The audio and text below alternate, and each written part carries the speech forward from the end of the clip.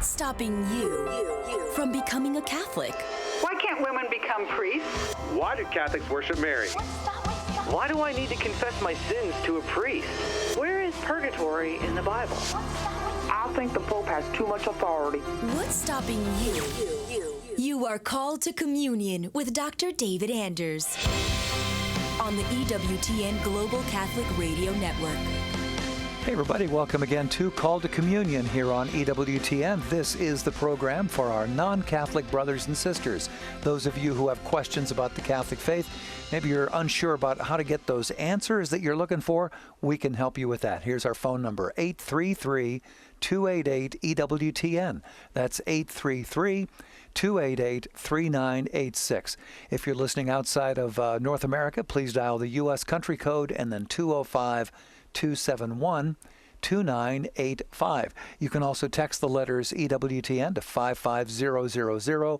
Wait for our response, and then text us your first name and your brief question. Message and data rates may apply. Those of you watching us on TV today, you're in luck. Here is our email address just for you, ctc@ewtn.com, ctc@ewtn.com. All right, we have the A-team in place, ready to tackle your questions. We have Charles Beery as our producer, and also Ryan Penny as our phone screener. Jeff Burson is on social media. He'll be glad to pass on any questions you might want to pose via YouTube or Facebook Live, because we're streaming there right now, along with all of our other great platforms. I'm Tom Price, keeping a little bit of social distance between me and Dr. David Anders. I am doing...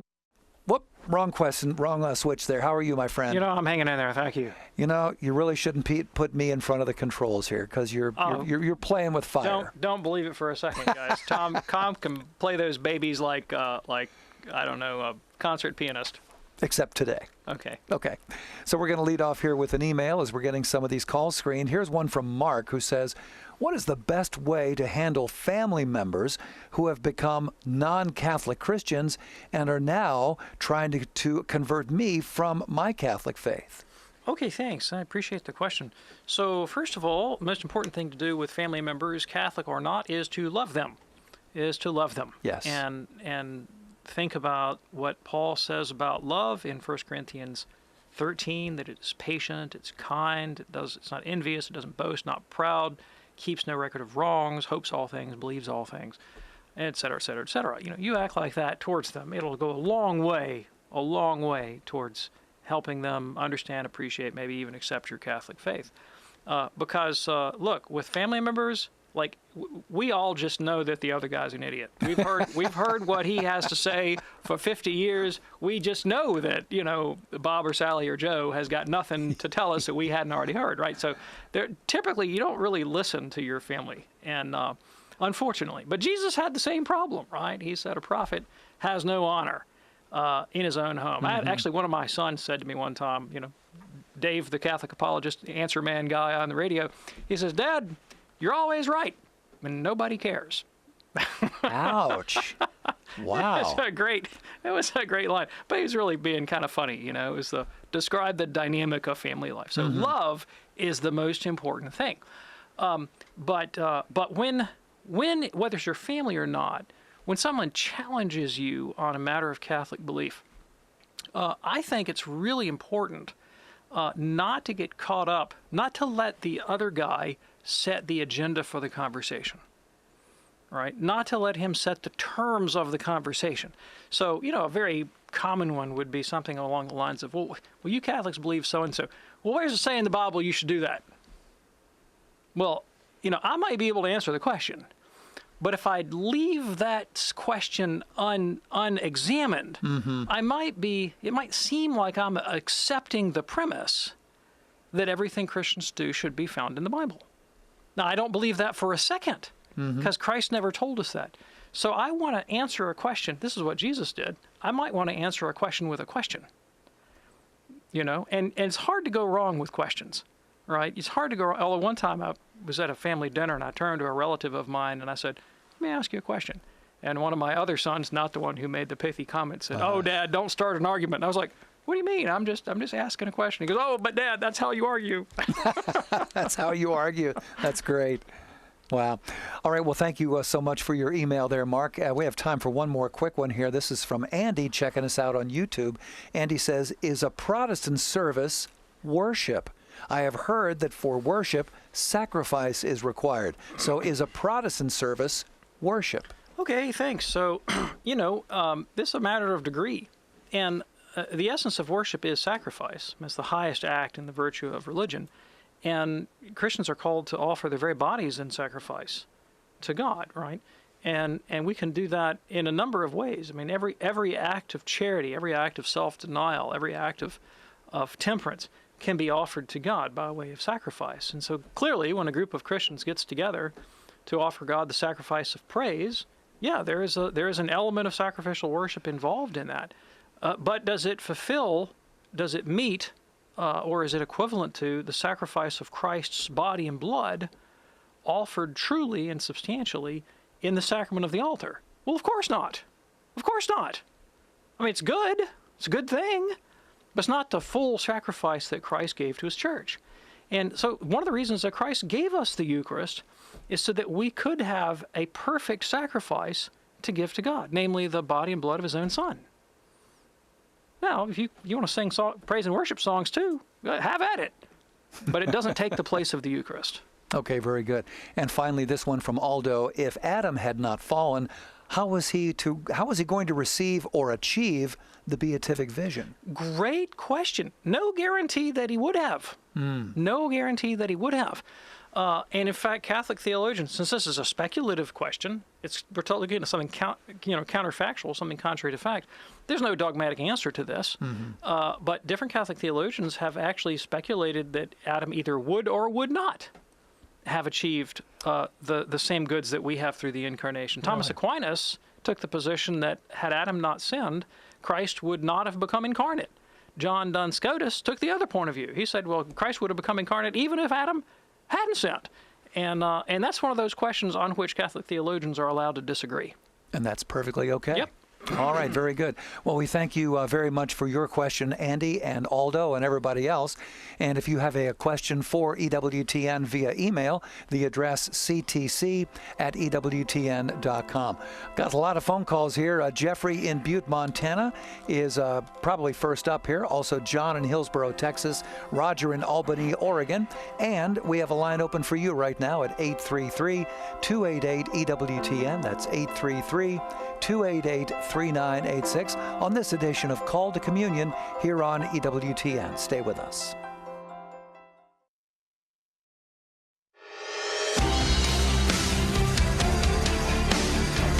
It's Call to Communion here on EWTN. If you're ready now, let's go to the phones at 833-288-EWTN. We're going to begin this time with Jeffrey in Butte, Montana, listening on KQOV 98.5 FM. Hey there, Jeffrey. What's on your mind today? Well, hello, Doctor. Hey, Jeffrey. Yes, my question pertains to yet being formally admitted into the Catholic Church and a recent meeting wherein my priest restated, I'll not refuse the Eucharist to you. Okay, so how can I help you? Well, how do you feel about that? How do I feel about a priest not refusing you the Eucharist? Well, I'm all for people receiving the Eucharist. I mean, go ahead. Well, we're really not understanding what you're saying here, Jeffrey. I'm not sure what the dilemma is. Well, the dilemma is I took up a meeting with my priest wherein I was asking him to get in contact with the bishop to get something like a dispensation. And he said, I'll not refuse the Eucharist to you. And I then called the diocese to see if the priest could override what I took as a bishop's authority, and the secretary to the bishop referred my question and me back to my priest, and this last Sunday the priest restated that he wouldn't refuse the Eucharist to you, so I just thought I'd give you a call. Okay, I'm with you now, I understand. Okay, so without going into the details of your case, all right, and I don't have to do that, here are some principles. So there are some standards that your church has about who should licitly and safely receive the Eucharist, and there are instances when even Catholics shouldn't receive the Eucharist. Say, for example, if they're conscious of mortal sin, right? And there are other reasons as well. Non-Catholics many times cannot safely receive the Eucharist, and there may be other reasons. Now, if your bishop has issued a directive about this, and that pertains to your particular case, and your priest is willing to contravene the bishop's direction, and this has created a crisis of conscience for you, well, my counsel in this matter is to disobey conscience is neither right nor safe. Yeah. Right? And you need to resolve in your own mind what the bishop's order is and the grounds that the priest has for seemingly disobeying it, right? Because if the church ever makes a declaration about not giving out the Eucharist to some person, individual, or group, it is because the church has the common good of the church and the particular good of the individual in mind. The salvation of souls is the ultimate concern of the Catholic Church. And so somehow, some way in this process of reasoning, the bishop has got the salvation of souls and the welfare of the church in mind. And priests are sworn to obedience to their bishops, right? Now, so you need, but not knowing the details, right? What I would suggest to you is, first of all, if you have a question of conscience, you need to resolve the question of conscience, and you need to find out what the grounds are on which the bishop has prohibited your communion and why the priest feels like he can do otherwise. And since that's beyond the purview of this call, that's about all I can say. Jeffrey, thank you so much for your call. That opens up a line for you right now at 833-288-EWTN. That's 833-288-3986. It is called to communion here on EWTN. Let's go to John now in Hillsboro, Texas, listening on Sirius XM 130. John's a first-time caller. Hey, John, what's on your mind today? Good afternoon. I had a question about my grandfather. He got married in 1931 to my grandmother, and she was a Protestant, and he always told us that, well, he was excommunicated from the church because he married a Protestant girl. And he did not get married with her, obviously, in the Catholic Church. They got married in the Methodist Church. But he continued to go to Catholic Mass the rest of his life, never took communion, up until the 1970s when he met with a really good priest, Father John, who had baptized me and my father. And he met with my grandfather, and he says, no, he's good. He's no longer excommunicated. He can take the Eucharist, and he's good. I guess my question is, how formal was excommunication in the 1930s if you did marry a Protestant? And can a priest un-excommunicate you, or is it a formal process which has to be done through the bishop? Okay, thanks. Yeah, so I'm going to disappoint you, and I apologize. I just don't know enough about the particularities of the code of law, and this would have been the 1917 code of law, not the 1983 code of law. I'm certainly not a canonist, and even less do I have expertise in that particular code, and it's been updated in the pontificate of John Paul II. So I don't know the judicial details. Now, there are some excommunications that are automatic, like the church imposes them. Just anybody who does this, they're automatically excommunicated. I don't know if that was your grandfather's case or not. Those, of course, can be unilaterally lifted by the magisterium, by the church's authority, and then they would no longer pertain, right? Mm-hmm. Obviously, and that's possible. One question I do have about your grandfather's case is if at the time he was readmitted to Holy Communion, was his wife still alive? And if so, had he regularized his marriage? Because regardless of the question of his excommunication, we still have the issue of the validity of his marriage. Mm-hmm. And his marriage outside of the Catholic Church, without a dispensation and without canonical form, it would have been invalid no matter what. And so he would either have to have regularized his marriage, or he would have to be single because he'd become a widow. I mean, one of those two things would have to have pertained. Mm-hmm. Okay.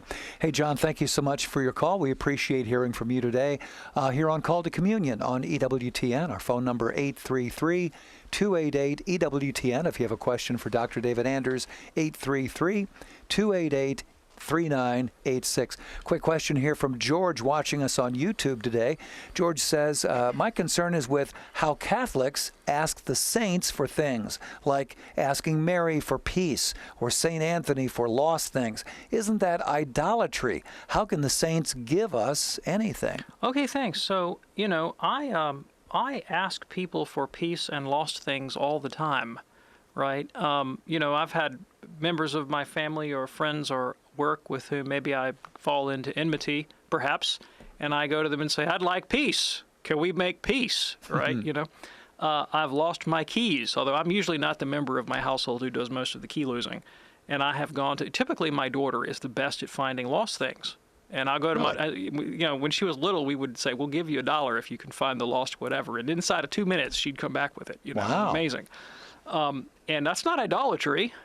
No. If I ask somebody in my household to help me do something, right? Now, let's say I ask someone who's dead. Well, they can't reach down and physically grab my keys and hand them to me. They can, however, pray for me. That is something they can do. So I'm asking them to do what they can do, which is pray for me. Now, it's not idolatry when I ask my daughter to find my lost keys. It's not idolatry when I ask St. Anthony to do what he can do, which is pray to God that I'll find my lost keys. There you go. Appreciate that. And thanks, George, for watching us today on YouTube. It is called a communion here on EWTN.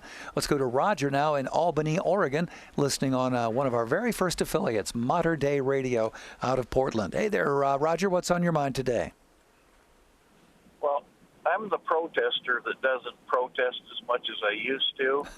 And I was talking to he was a Missouri Lutheran Synod guy, and he switched to baptism, and we were talking about sin, and he didn't think it's that big a deal to keep doing something because we're justified. And I'd like you to address the difference between justification and righteousness and what the Catholic view is of somebody with, like a blasé attitude towards sin. Yeah, sure. I appreciate the question.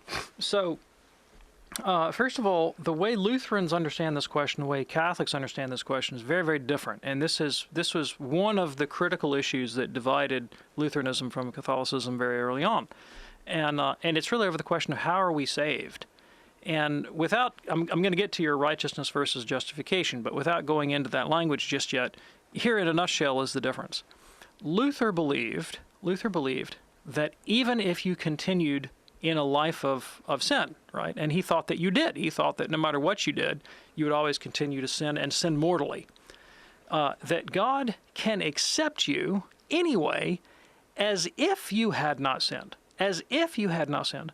Because he would look on the righteousness of Jesus as if it were your righteousness. Kind of like changing names on a bank account. One guy's got a full bank account and the other one's in default. And you just switch the names on the bank accounts, And that was the Lutheran view, that Christ has actively obeyed God, has merited eternal salvation for the whole world, in fact. You're stuck in sin, and just in virtue of your faith alone, that language of faith alone, big deal for Luther, that God switches the names on the bank account and considers the righteous deeds of Jesus as if they were yours, even though you continue objectively in a state of sin. That was Luther's position. Now, he came to this point of view because Luther was a neurotic fellow who had a very tormented conscience, and he could never find peace in his own heart or the sense that he was actually acceptable to God. And so it kind of drove him mad. And then, like a lot of kind of mad geniuses, he really was a brilliant guy, but he was unbalanced emotionally. He got off in a corner and rethought the whole Christian faith all by himself, and came up with this novel idea. In fact, Luther, he knew he came up with it all by himself because he used to wake up at night and go, am I alone right? Am I the only guy who's figured this out? Then he'd go, yeah, guess so, and go back to sleep. It didn't. And he ultimately recognized that what he was teaching was very, very innovative, novel, not what Christians had believed for 1,500 years. So what Scripture teaches and what the Catholic faith teaches is different from that. That we are saved because of Christ, and we are saved through faith, but not by switching the names on the bank account. What God does, in fact, in us is he changes us interiorly. So without him, we can't do anything. We just sin all the time. But through the grace of Christ, we can actually become new men and women in Jesus. And we can be turned from sin to righteousness with God's help. And so what we could never do alone, we can now do with the help of God. St. Paul says that God pours his love into our hearts by the Holy Spirit. That's really the key to the new covenant in Christ. It's this writing of the law on our hearts, it's placing it in our minds, giving us new hearts in the Holy Spirit so we can obey God. It happens through faith, happens through God's grace, but it's not faith alone. It's a faith that brings about this interior renovation. So it's the difference between justification by faith alone, that's the Luther point of view, and then the Catholic teaching that we're saved, yes, by faith, yes, by grace, but not alone, a faith that brings an inward transformation so that we can genuinely merit eternal life.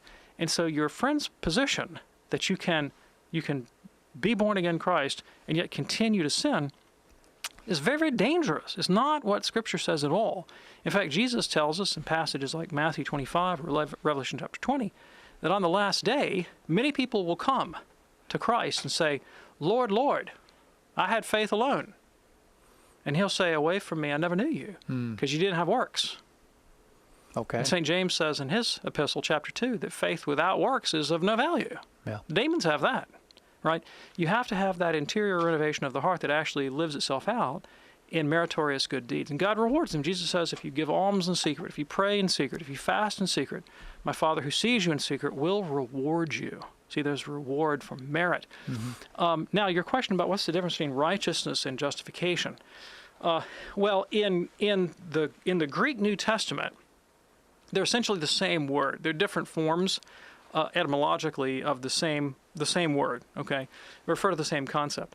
And it's a little bit tricky because the way St. Paul uses the terms righteousness and justification is a little bit different from the way these terms have come to be used in the history of both Catholic and Protestant theology. After St. Augustine, both Protestants and Catholics tended to use the words justification and righteousness just to refer to the whole process of salvation, like whatever it is that God does inside of us to make us acceptable to him. That's how they understood those terms. Paul seems to have a little bit more nuanced view when he uses those words, and he really is referring more specifically to the way in which God has fulfilled his covenant promises. And it involves ultimately the same effect, but it's a little bit different. See, in the Old Testament, God promised that he would make Abraham a blessing to all nations, and eventually bring even the Gentiles into the covenant people of God. And it wouldn't be just by the Mosaic law, it'd be by faith in Christ that everybody could come to participate in this plan of God for the salvation of the world. And so the notion of righteousness in Paul it does include like sort of interior renovation and grace, but it also includes this ecclesiological, this church idea of bringing in to the family of God all of the Gentiles who would come to Christ by faith, and not simply the Jews who would sort of be within the covenant in virtue of their descent from Abraham or the Mosaic law. Okay. Thanks so much for your call. Quick question here from Chris watching us on Facebook. Did Dr. Anders just say that if I'm married outside the church that I cannot receive communion? No, but that's a good inference. Yeah. That's a pretty good inference, right? I didn't say it, but that's actually the case. So if you, again, there's some qualifications.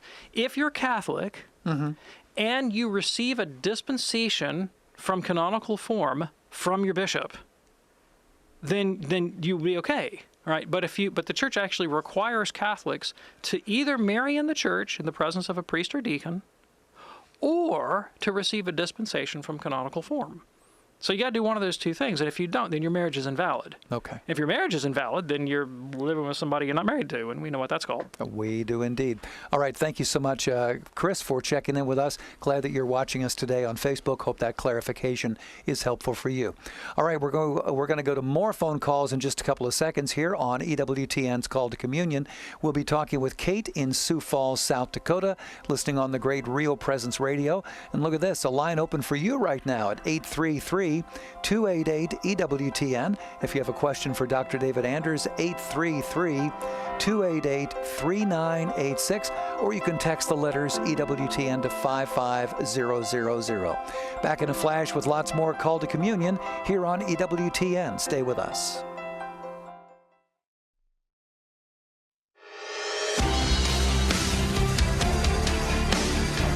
Call to Communion here on EWTN. Our phone number, if you have a question for Dr. David Anders, hey, look at this. We've got a line open for you right now at 833 833-288-EWTN. That's 833-288-3986. We're going to roll on here with a question from Kate, who is listening to the great Real Presence Radio in Sioux Falls, South Dakota. Hey there, Kate. What's on your mind today? Well, that was a perfect family prayer from Father Wolf Mary. He's great. For my question today. Okay, I left Catholicism at 25 years old, came back at 65 years, so I'm a revert of 5.5 years. My son is 28 and believes and was brought up as a Protestant, which at that point I had nothing to give him when I was in my 40s. I had it when I was 42. And so he doesn't have much to go back on, and of course that's a sword in my heart. But anyway, he believes in choice, and we talked quite a bit about Catholicism and atheism. And one of his questions was, because he knows I'm rather against abortion, and he knows that we talked about it. Okay, I'm sorry, I'm nervous and I can't think.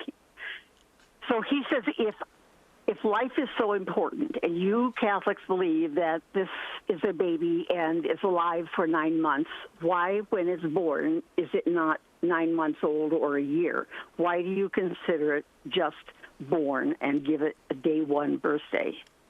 If it's that important and it's really a baby. So is he asking the question specifically, why not measure the birth date from the day of conception? Yes. Okay, well, so birthdays and naming are cultural conventions, sure, right? Birthdays and naming are cultural conventions. And for most of human history, and to be honest with you, be pretty tough today, it would be nearly impossible to determine the exact date of conception. And now, of course, we have technology that would let us do that, plus determine the sex of the child after a certain point of gestation. Mm-hmm. But when you have a zygote or a newly fertilized egg, there's no way, short of doing a genetic test, to determine the sex, so naming wouldn't really be relevant. I mean, to me, this is kind of a silly question because it's patently obvious why we don't have that convention. But look, if some Catholic wanted to name their child from conception based on this kind of consideration, that'd be a perfectly reasonable thing to do, right? But these are cultural conventions; they can change. And to a certain extent, maybe they have changed a little bit in virtue of the advances in embryology and so forth. I mean, people are more likely now to say name a child early because they're able to determine the sex early, that kind of thing. But for most of human history, such a thing would not be possible. But there also seems to be something else embedded in the question, which is a kind of how can I put this? A sort of developmental bias on the part of your son, right? The idea that a human being has to have a certain degree of biological development, of growth development, to count as a human being, right? First of all, how does he know that? So let's say you've got to have all your arms and legs sprouted, right, to be a human, or you have to breathe to be a human, or you have to have this level of brain activity to be a human, or you have to be this tall. Like in the old days, we used to go to the amusement parks and they say to ride, you have to be this tall. That's right. You have to be this tall to be a human. How do you know? Like who established that standard, right? We don't conduct ourselves that way normally. We treat children with as much humanity as we do adults and infants and so forth. It's our nature that is human, not our stage of embryological development. Mm-hmm. And from the moment of conception, all the potencies, all the potentialities of human life are fully present in the nature of that fertilized embryo, that child's own genetic blueprint, distinct identity, and the whole future course, barring some kind of catastrophe, of their natural biological development is already imprinted in that genetic code. And so they're just a very young human. That's right. They're just a very young human. Okay. And we hope that's helpful for you, Kate, and for your son as well. Thank you so much for your call. It's Call to Communion here on EWTN. Our phone number 833-288 EWTN. That's 833-288-3986. You can get in now if you call now. 288 EWTN is that phone number, 833-288-3986. Let's go now to Virgil in Brentwood, Missouri, listening on Covenant Radio, a first-time caller. Hey, Virgil, what's on your mind today? Hi, I go to catechism class in my parish, and me and my brother both told him that we're representing Jesus on the cross in the Mass. And I don't know if that's correct or not, but they said it was reenactment. I just wonder what the difference is. Okay, thanks. So let me explain to you what the Catholic Church teaches about the relationship of the Mass to the cross of Calvary. And when I do it, I'm going to tell you that there are a lot of Catholics who don't know this doctrine, even those who are teaching catechism classes. And there are a lot of reasons for that, but the short of it is it's really not taught anymore. Okay, but I'm going to tell you what's in the writings of St. Thomas Aquinas, what's in the Council of Trent, what's in the magisterial texts.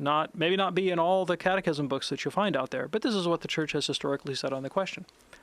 When the priest says the words of consecration, Jesus Christ is truly present in the Eucharist. He's body, blood, soul, and divinity present in the host and in the chalice. But the Jesus who's present on the altar is Jesus seated at the right hand of God the Father. Christ in heaven comes down and is present on the altar. He doesn't come back from the past. We don't rip him off the cross, so to speak, and then throw him into the present. Mm-hmm. It's Christ now, all right? And so he's present in the Mass, but in an unbloody manner. We're not taking a bleeding Jesus off a cross. We're taking a living, glorified Christ, and he's there present to us. So it's an unbloody presence. It's the glorified Jesus who's present. And yet there's a reason why the Church celebrates the Eucharist in two kinds, bread and wine. We could have just done it in one kind.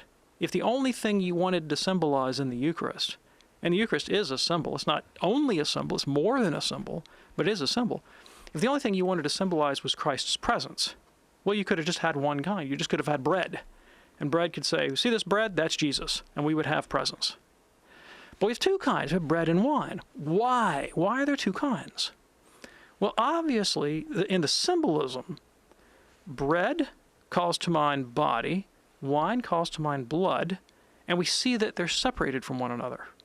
Body over here, blood over there. Now, Christ himself is not separated. He's entirely present under both kinds. But the Eucharistic species are separated under the appearance of bread, under the appearance of wine, set forth in a state of separation. Well, what happens when your body and blood are separated? You're dead. Yeah. You're dead, right? And so even though Christ himself is not killed in the Eucharist, he's not killed in the Eucharist, he's never going to die again. He is set forth in the Eucharistic sacrifice in the form of a victim. His victimhood is displayed before us in the separate consecration of bread and wine, which is why in the language of the Eucharistic prayer, the priest refers to this as the memorial of Christ's passion, because we see shown in front of us, set forth in front of us, a representation of the separation of Christ's body from blood. That is the only respect in which the death of Christ is visibly present to us in the holy sacrifice of the Mass.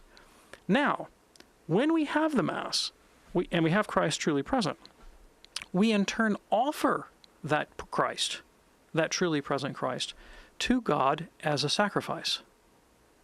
Christ present on the altar. It's called an altar. An altar is a table of sacrifice. Mm-hmm. We offer Christ to God the Father in sacrifice, an unbloody sacrifice, but a sacrifice nonetheless. And there's something interesting about this sacrifice. The same victim who's being offered on the altar in an unbloody manner was offered once before on Calvary in a bloody manner. Same victim.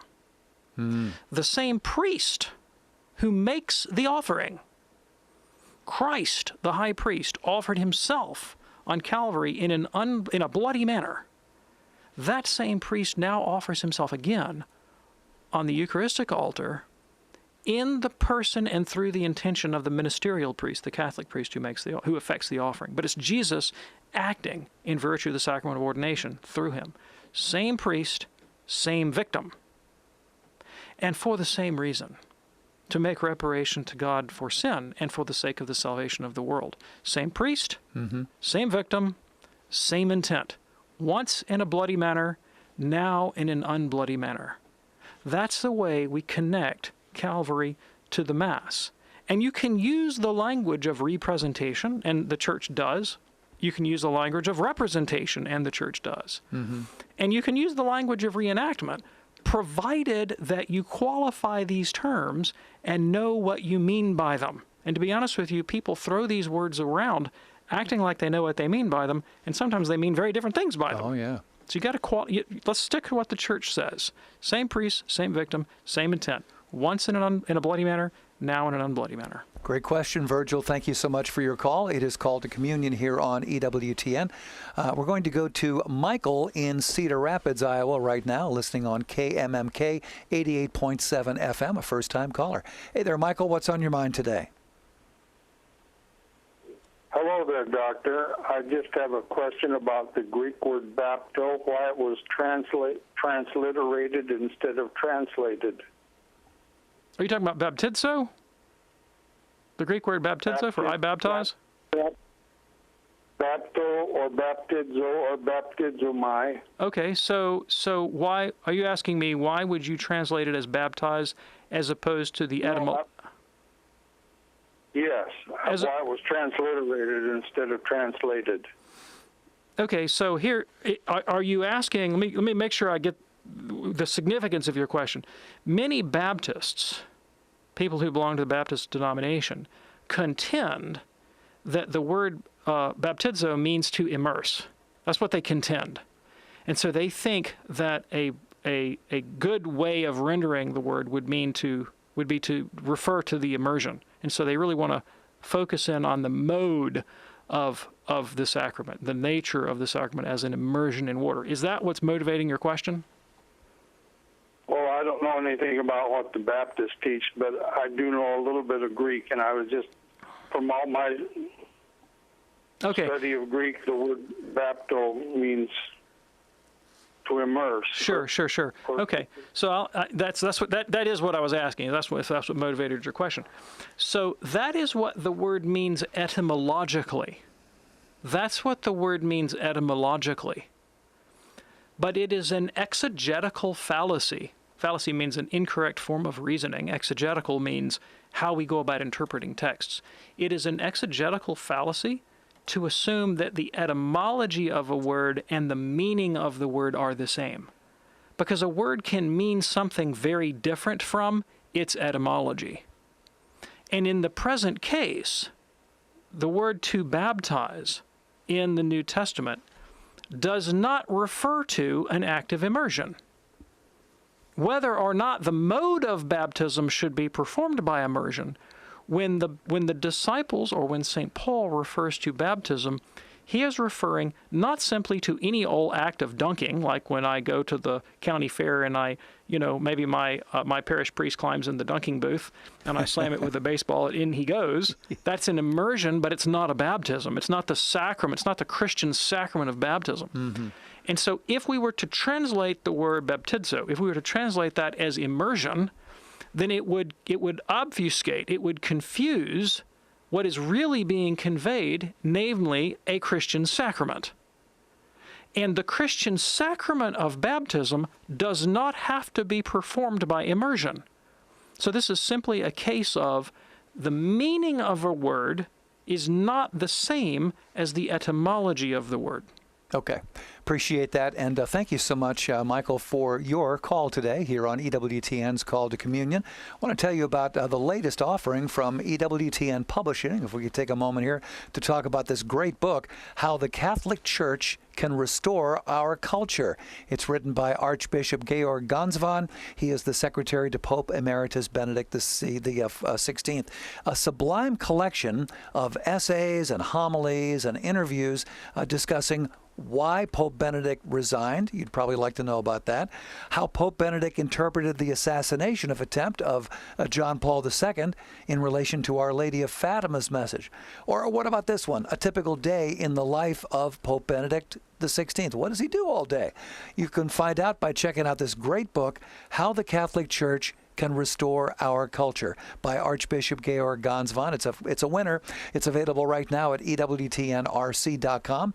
Buy Catholic. Shop ewtnrc.com. Back to the phones right now here on EWTN's Call to Communion.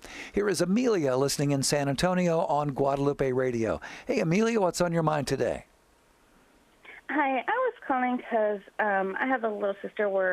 She's a half-sister, actually, and we're 14 years apart, and she was sexually abused, and we found out about 3 years ago, and so it's been 3 years, and I actually experienced the same thing, and I wanted to be able to tell her that, having faith and being in the Catholic Church really helps me with what happened to me, but we're not close, so I don't know where she's at religiously, and I want to be able to do it, but not in a way that, I guess I want to be pushing it on her. And then I'm also worried that, maybe, if I'm in a good position to even be the kind of person to tell her, since I still have struggles myself. Sure. Yeah, I appreciate the question a lot. So here's my advice to you. First of all, you've always said that you're not real super close to her, but you're concerned about her, right? And you want to do something to help her, and you know how much your Catholic faith has meant to you in this struggle. So my counsel would be, first, get to be close to her, right? I mean, this is someone who's in a very wounded and vulnerable position. And I think the last thing that she wants to hear, or that she's going to respond to, is the sense that someone's trying to manipulate her, right? Religiously, or for your own agenda, or whatever it might be. I mean, that's the experience she had before, was one of manipulation and abuse, where her agency and her freedom were taken out of the equation, and she was disrespected in a profound way. And even though that's not your intent, right, there's a danger that that's how she's going to receive it, right? And so the thing to do, I think, is to start with building trust. Have a very long-term plan. This doesn't have to be something that you get accomplished in 6 months. I mean, I would think your time horizon here is 10 years, really, honestly. So start building that relationship, and then because you'll begin to know what her needs are, and the way she expresses them, and maybe how she feels about God. And, perhaps she's far more open to God in the Catholic Church than you currently know. Perhaps she's far more closed than you currently know. And you need to discern all these things to be able to accompany her. And that's really the key word. Can you come alongside her, really be her companion and her friend, and get to know her and her interests and her needs? And, I have family members and close friends who've got a lot of issues. I have a lot of issues. And I feel quite certain that if all of us could let the light of God and the gospel and the grace of the sacrament shine on our lives, gee, what a difference it would make. And yet I know that I'm just not in the place to be able to share that message for precisely these kinds of reasons. And so I've got to just be patient, be kind, be open, be present, be loving, and then leave the timing of the thing up to God. I would also suggest that I'm a man. I'm an apologist. I like to answer questions about people's objections to Catholicism. That's kind of what I do, and I enjoy that. But I'm not a woman. And I'm not an expert in counseling, and I'm not, an expert in dealing with abuse. We do have such experts on EWTN. We do. And so you might give John Knight Williams a call, Teresa Tomeo, Barbara McWagan. Look up Patricia Sandoval. Some of the great female women hosts we have on EWTN. Some of the counseling programs, Dr. Ray, the pop checks, others whose expertise is more in that area, because this is not just a theological question. This is really about human relationships. Sure. Well, we do thank you for calling Amelia. I know that Amelia called a couple of days ago, couldn't get on because it was toward the end of the show. I am so glad that she called back. Thank you. God bless you, Amelia. Let's go back to the phones right now and talk with Ray. Ray is in Morgantown, West Virginia, listening on Light of Life Radio, a first-time caller. Hey there, Ray. What's on your mind today? Yes. Hello, Dr. Anders. Hey, Ray. I'd like to ask you about the observatory that the Catholic Church runs in Arizona, I think on Mount Graham. And since they're looking up at the heavens and everything, have they established any kind of protocols for contact with extraterrestrial life that you know about? Yeah, thanks so much. I really appreciate the question. So if you would permit me a note of humor, right? I'm joking when I say this, but I think if we ever find extraterrestrial life, it won't be a problem. We know exactly what to do. We'll just send the Jesuits. Right? Rim shot. And they're the guys that set up the observatories to begin with. That's right? true. And historically, every time the church discovered some new people group someplace, the Jesuits were the first guys at the top of the mountain. Mm-hmm. I've got a book on my shelf that I have to read. I hadn't read it yet, but it's called Jesuit on Top of the World. And it's about the Jesuit missionary that first went to the top of the mountains of Tibet and learned medieval Tibetan so he could debate and evangelize with Tibetan monks up there. You leave it to the Jesuits. They'll find a way. Sure. They'll find a way, But it's an interesting question, right? I'm not holding my breath, to be honest with you. And we do know some extraterrestrial life. They're called angels and demons.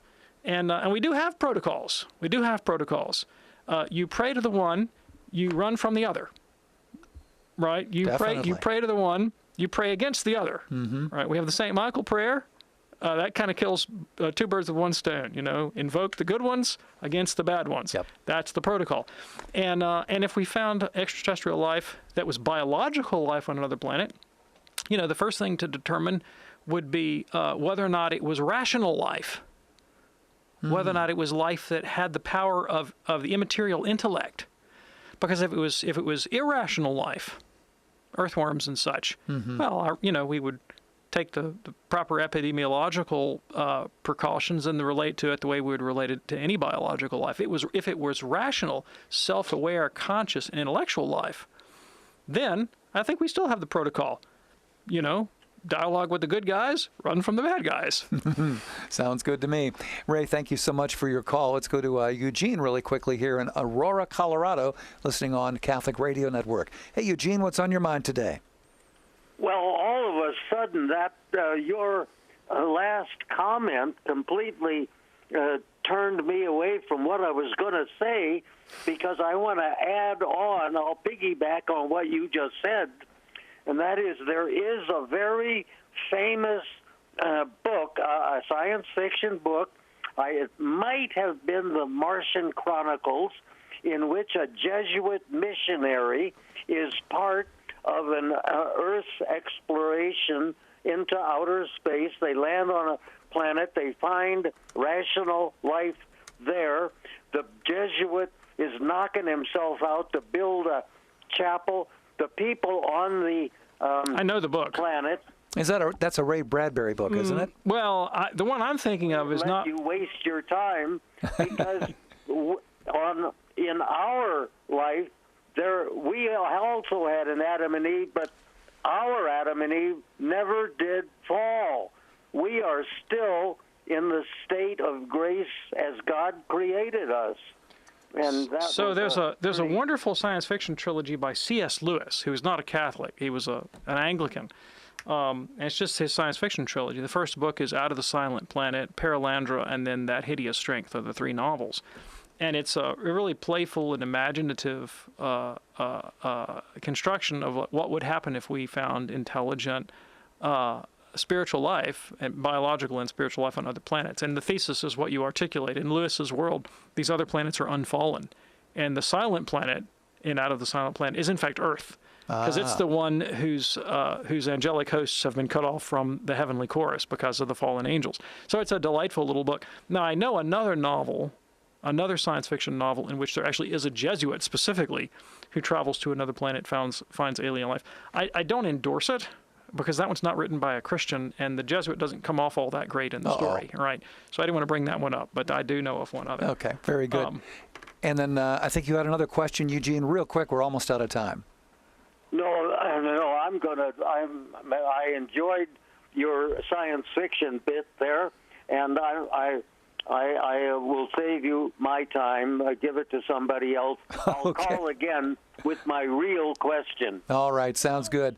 All right, Eugene, thank you so much for your call. We could not get to Maureen in Detroit. Sorry about that. We just flat ran out of time here, Maureen, but if you would call us back on another occasion, we'll be glad to put you at the head of the line. I promise. Scout's honor. Dr. David Anders, we ended on a very interesting note today, don't you think? Well, I love science fiction. I've been reading it for years, science fiction and fantasy. Oh, absolutely. It's kind of my weakness. I know it. Dr. David Anders, thank you, sir. Hey, thanks, Tom. We do the program Monday through Friday here on EWTN Radio at 2 p.m. Eastern. And then we also bring you an encore of the show at 11 p.m. Eastern on the radio side. And we bring you the best of Call to Communions on Sunday afternoons at 2 p.m. Eastern. On behalf of our fantastic team here at EWTN, that would be Charles and Ryan and Jeff and all the people on the TV side. I'm Tom Price along with Dr. David Anders. Thanks so much for joining us today here on EWTN's Call to Communion. We will see you next time. God bless.